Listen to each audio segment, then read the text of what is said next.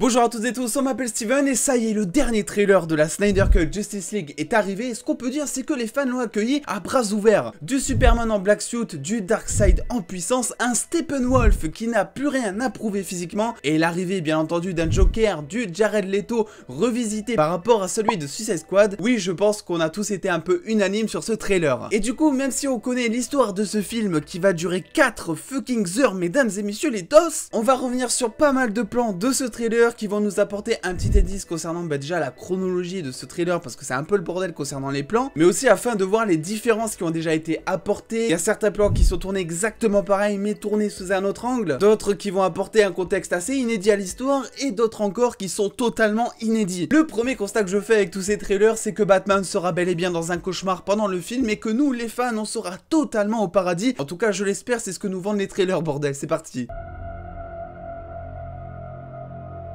We live in a society. Et on commence avec une petite devinette. Qu'est-ce que Dieu provoque quand il crie? Et bien tout simplement un vent en décoiffé notre Joker. En tout cas c'est ce que l'on aperçoit ici avec un Superman sur le point de mourir après s'être fait empaler par Doomsday dans Batman vs Superman, qui va alors provoquer toute une onde sonore qui va littéralement se répandre sur un Gotham totalement détruit suite aux événements de fin de BVS. Oui, il semblerait que l'on voit la mort de Superman pour la deuxième fois mais sous un autre angle encore complètement différent. Mais pas de panique, on part maintenant vers des contrées un peu plus vertes mais pas tout autant joyeuses mine de rien, puisque Zack Snyder nous offre une scène inédite des Amazones une fois que Steppenwolf s'est enfui avec la boîte mère. Le temple qui permettait de la garder sous surveillance se casse littéralement la gueule après le passage de Steppenwolf. On arrive également à distinguer quelques cadavres ici, ce qui suggère que cette scène se passe juste après la bataille à Themyscira et juste avant la scène où une flèche est envoyée dans un temple Amazon sur Terre afin de prévenir Wonder Woman qu'une invasion approche, où on peut d'ailleurs retrouver quelques plans inédits aussi de Diana en train de récupérer cette flèche et de voir un petit peu cette fameuse prophétie du fameux Darkseid qui arriverait sur Terre pour tout péter. Deuxième question maintenant, est-ce que vous faites des cauchemars? Moi jamais bien entendu, mais par contre Batman c'est une autre histoire, comme le vôtre du coup, cette nouvelle version du rêve apocalyptique qu'il fait dans Batman vs Superman, le prévenant qu'une grosse menace arrive et qui va le guider par la suite à ressusciter ensuite Superman grâce notamment à une intervention du Flash du futur dans le présent de BVS. En plus d'être prolongé, il semblerait que cette scène ait totalement été retravaillé depuis le dernier trailer, à en croire du coup la colorimétrie qui se rapproche maintenant beaucoup plus des scènes de cauchemar que l'on a eu dans Batman vs Superman, avec beaucoup plus de marron, quelque chose qui fait beaucoup plus saharien on va dire. Place maintenant à la scène du trailer me concernant qui m'a le plus marqué durant ces 2 minutes 26, ce fameux siège montrant l'armée de Darkseid nous révélant alors Dissad que l'on avait déjà vu dans le deuxième trailer, mais surtout Granny Goodness ou Madame Bonheur en VF. Oui, le personnage est beaucoup moins classe d'un coup dans notre langue, merci le français. Dans les comics, Mamie Bonheur donc fait partie de la classe paysante d'Apocalypse, une planète où règne le grand Darkseid en inculquant la peur et la violence à ses sujets, qui vivent d'ailleurs littéralement sur une planète où du feu jaillit de certaines fosses, ce qui me fait d'ailleurs penser que cette scène pourrait se passer sur Apocalypse. Elle est alors entraînée pour devenir une guerrière d'élite au service de Darkseid et va à son tour former des guerriers en allant par exemple dans des orphelinats pour trouver des bons serviteurs à Darkseid grâce à du gros lavage de cerveau sur des mineurs. Oui, c'est comme ça annonce direct la couleur du personnage, elle est totalement timbrée. Darkseid et ses pantins étant alors sur Apocalypse, il semblerait que Steppenwolf utilise un espèce de portail technologique afin de recevoir ses ordres, mais aussi de faire ses bilans d'attaque à Darkseid depuis son QG qui s'est donc confectionné sur Terre avec ses paradémons. Petite nouveauté aussi, on remarque qu'il peut retirer son armure de la même manière que Tony Stark dans Infinity War par exemple, ce qui nous offre un aperçu du méchant sans casque pour la première fois. J'étais vraiment sceptique et pas convaincu par le nouveau design, me demandant alors lequel je préférais, la version Whedon de 2017 ou celui-là, mais là je peux vous dire que maintenant que je l'ai vu en vidéo et maintenant que je l'ai vu assez badass, on va en parler un petit peu plus tard justement, oui, il n'a plus rien à prouver physiquement me concernant, il est totalement plus badass qu'en 2017. On reste maintenant sur Terre avec ce qui servait dans le film original à introduire et à présenter Wonder Woman pour ceux qui n'auraient pas vu les films précédents. On remarque là encore un changement de colorimétrie très net avec quelque chose de beaucoup plus terne, mais surtout on voit la fenêtre exploser de l'extérieur, ce qui suggère que ce plan sera rallongé contrairement à sa version originale qui coupait la scène justement au moment où Diana entrechoquait ses bras. Troisième question maintenant, est-ce que vous saviez que j'étais poisson? Alors vous vous en foutez peut-être, mais j'ai pas trouvé meilleure transition pour parler d'Aquaman dans ce trailer en fait. Et vous allez voir qu'avec cette version d'Aquaman qui est montrée dans le trailer, on remarque très clairement que la vision de Snyder n'était pas du tout la même que Whedon. En 2017, Steppenwolf balance Mera contre le sol, mais voit Aquaman arriver, ce qui lance le combat. Zack Snyder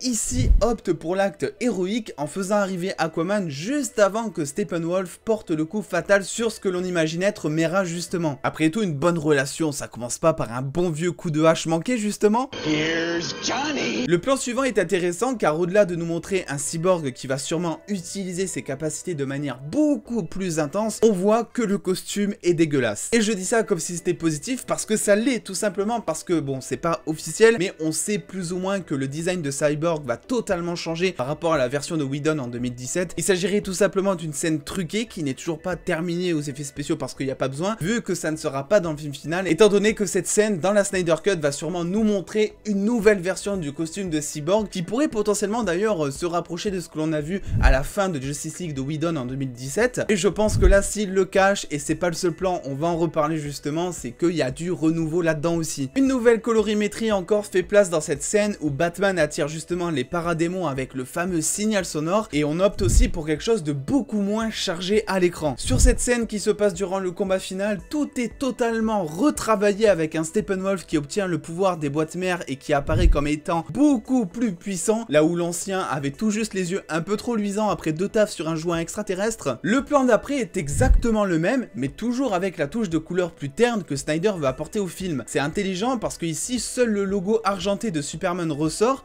notre œil se dirige directement dessus, là où la version de Whedon avait choisi de faire ressortir les arbres, mais aussi certains toits de bâtiments qui étaient de couleurs assez différentes mine de rien. On voit également l'arrivée de Iris, le love interest de Barry Flash justement, que l'on avait déjà vu dans le trailer, mais ici avec quelques plans assez inédits sur ce fameux accident de voiture. Et là justement, le lourd commence à arriver, puisque ça y est, on a les premiers aperçus du Superman en mode costume noir qui est totalement badass honnêtement. Alors évidemment, on voit cette scène où il est totalement stylé, où il explose tout, mais surtout, on n'a pas manqué la petite référence justement à Man of Steel, où Superman obtient son costume et décolle avec tous les petits cailloux qui gravitent autour de ses poings justement, qui fait d'ailleurs penser que cette scène se passerait juste après que Superman ait obtenu ce costume noir. Et maintenant, si vous pensiez ne plus être surpris par les gadgets de Batman après la trilogie de Nolan qui était exceptionnelle, et ben vous vous trompez, je vous présente le Bat-Tank. Parce que oui, notre petit Batou n'a plus le temps. Pour la faire courte, c'est juste un petit hommage à la série d'animation Batman The Dark Knight Return, et mon dieu, mais qu'est-ce que ça rend bien ce plan. On est ensuite sur pas mal de plans inédits de Flash en train de courir, qui a l'air d'utiliser pour la première fois la Speed Force, au vu de sa tête dans le premier trailer où il a l'air justement de découvrir un petit peu la zone, peut-être pour prendre un maximum d'élan et de puissance comme on le voit ici afin d'arriver derrière Cyborg pour le surcharger un maximum et l'aider potentiellement à séparer les 3 boîtes mères, là où dans la version de Whedon c'est justement Superman qui aide Cyborg à séparer les 3 boîtes mères. J'aimerais également revenir sur le combat qu'il y a au-dessus des égouts entre Steppenwolf et Wonder Woman justement, qui est en soi le même que dans la version originale mais qui est totalement filmé différemment, avec une scène mine de rien assez inédite d'une Diana au ralenti qui va passer par-dessus Steppenwolf. Je trouve vraiment cette scène totalement magnifique, et juste après en plus on voit un plan de Cyborg totalement inédit qui a l'air de maîtriser le plein potentiel de sa compétence de vol, là où justement dans Justice League on voit qu'il maîtrisait un petit peu mais pas ouf quand même. Donc tout ça apporte quand même un gros renouveau sur un petit peu l'acte super héroïque que va exercer chaque super héros de la Justice League je trouve. Et évidemment pour finir, on va pas pouvoir s'en empêcher de parler, nous avons un nouvel aperçu du Joker de Jared Leto qui semble porter un gilet du SWAT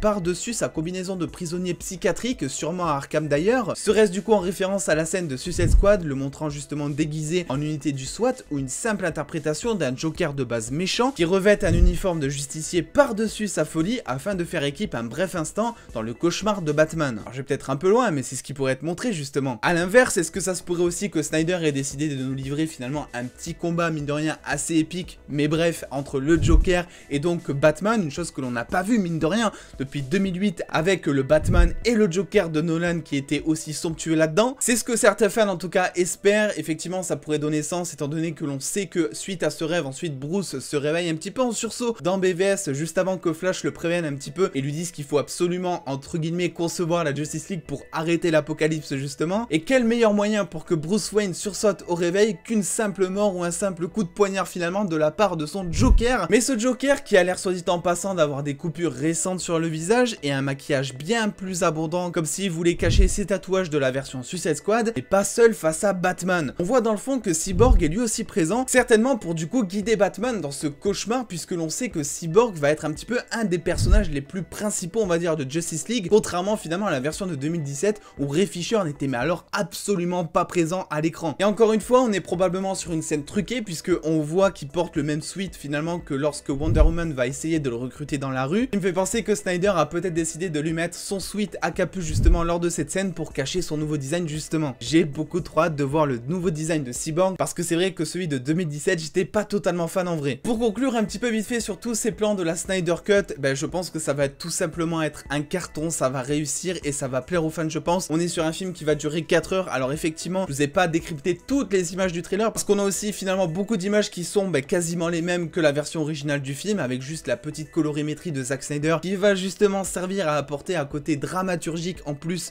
au film, là où Whedon essaie un petit peu de coloriser pour que ça ressemble beaucoup plus à Marvel. On sait en plus que Whedon avait fait des reshoots après pour apporter des scènes humoristiques justement dans le film, chose qui ne devrait pas y avoir ici justement. Donc oui, je pense que on va être vraiment sur un film d'ici avec un côté drama. On sait que le film va être R-rated justement, donc déconseillé au moins de 17 ans aux États-Unis, ce qui veut dire qu'il va y avoir un peu plus de violence. J'ai beaucoup trop hâte. N'hésitez pas dans tous les cas vous à me dire ce que vous pensez de cette Snyder Cut et un petit peu de ces changements qui ont été apportés. Est-ce que pour vous c'est quelque chose qui va vous convaincre? Est-ce que pour vous c'est le Justice League qu'on aurait tous mérité en 2017? N'hésitez pas à me suivre sur les réseaux sociaux pour avoir beaucoup plus de news en exclusivité, en avance, à lâcher le petit pouce bleu si cette vidéo vous a plu, à vous abonner et à activer la cloche. Et maintenant que ce jargon de youtubeur est terminé, je vous dis prenez soin de vous, faites-vous bien kiffer les doses, des bisous.